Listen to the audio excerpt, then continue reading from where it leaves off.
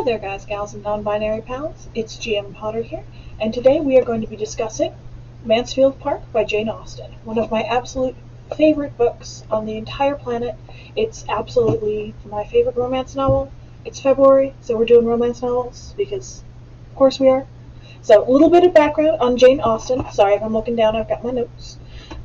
Jane Austen was born December 16th in 1775. She was a lifelong spinster, wrote, completed and published 6 novels anonymously, and lived by her pen in defiance of the standards of marriage at the time. So, a feminist icon, if you will.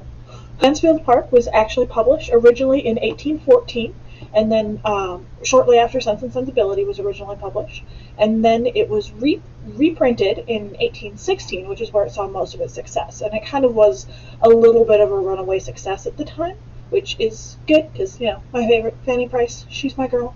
So, the cast, as we need to know them, the main character, Fanny Price, my favorite of the Jane Austen heroines. So, additionally, we have Sir and Lady Thomas Bertram, who are her aunt and uncle. Essentially, they take her in when she's just a little kid.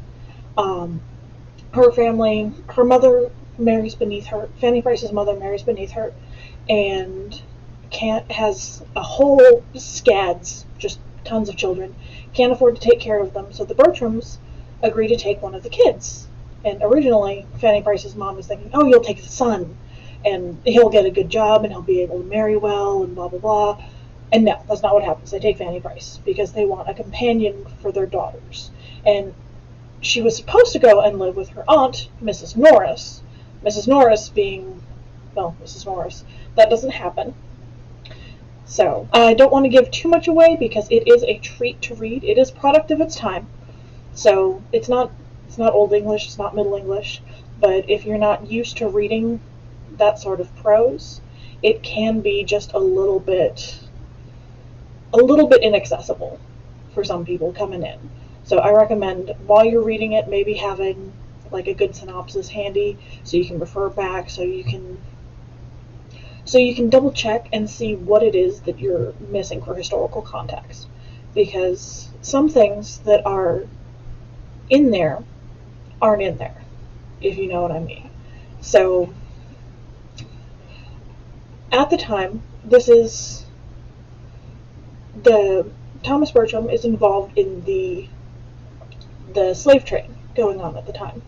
And it's heavily implied that his house was built on the back, not literally on the backs of slaves, because this is England, but with money gained from slaves and slave wages.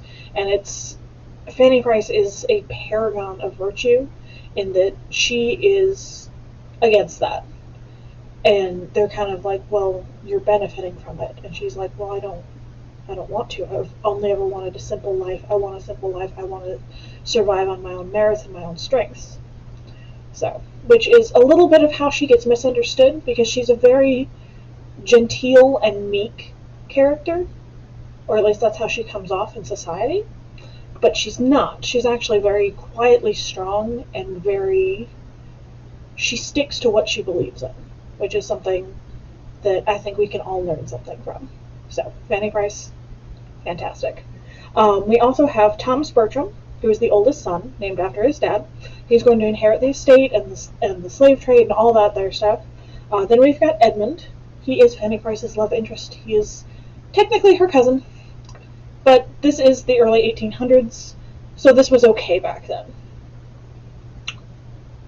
Yeah, just go with it. And then we have Maria Bertram. It's Mariah, not Maria. The first several times I read the book, I thought her name was Maria, because it's spelled Maria, and to me, Mariah has an H, but it doesn't. It's British. They're weird. She's the oldest daughter, and then her younger sister, Julia Bertram. Then we have, of course, Mrs. Norris, who is Fanny Price's other aunt. She is the sister to her mother and to Lady Bertram. Then we have Henry and Mary Crawford, who are related to the person who took over Mrs. Norris's late husband's job. So he was the pastor, to put it in modern terms. He was the pastor on the property. He passed away. Mrs. Norris moved into the house with the Bertrams, and then a new pastor moved in. He has company staying with him.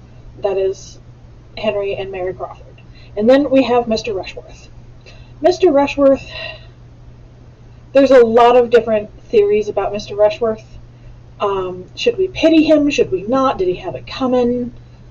I think he shouldn't be pitied, but he should be empathized with, because he's a good person. He's just dull, and that's not his fault. Some people just are. So he marries Maria, but Maria has a thing for Henry Crawford. Henry Crawford has a thing for Maria and for Julia and for Fanny Price, and basically for everything that's female. And his sister Mary Crawford has a thing for Edmund. Edmund has a thing for Fanny Price, but he doesn't realize it. And then he also has a thing for Mary Crawford, but he keeps taking a step back from that because she's not a paragon. And Edmund wants to take the priesthood. He wants to become a priest in the Church of England, which he's the youngest son. He can go into trade. He's not going to inherit anything, but so he has to go into a profession. And he's like, I want to be a priest. That's what I want to do. And so that kind of ruffles Mary Crawford a little bit, because she's like, well, you could be a lawyer. Let's get you to go to law school, and then you'll be a barrister, and you'll have lots of money, and then I can marry you, and we'll have lots of influence.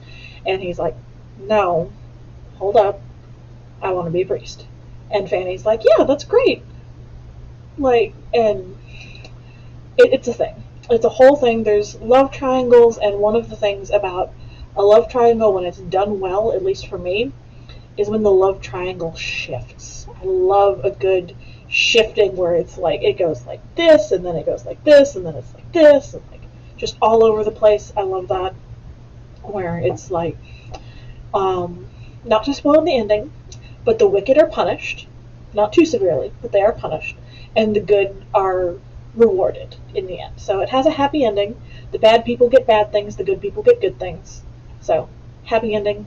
Best way to end a romance novel is with marriage instead of with tragedy. I don't like the ones that end in tragedy. I want my happily ever after.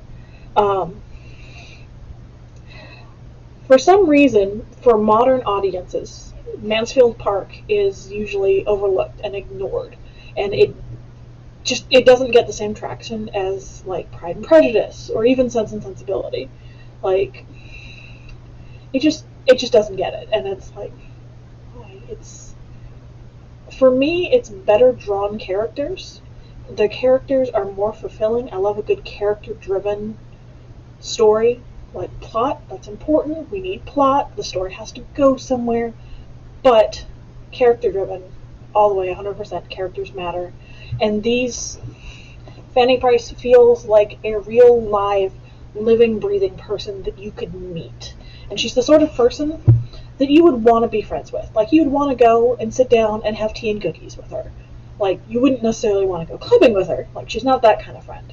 She's not your bad influence drinking friend. She's your morning after at brunch, listening to your stories and saying, well, maybe you should cut back. Like, she's that friend. She's not the wet blanket, but she's not really the mom. She's kind of in between, which is good. Everybody needs that kind of friend.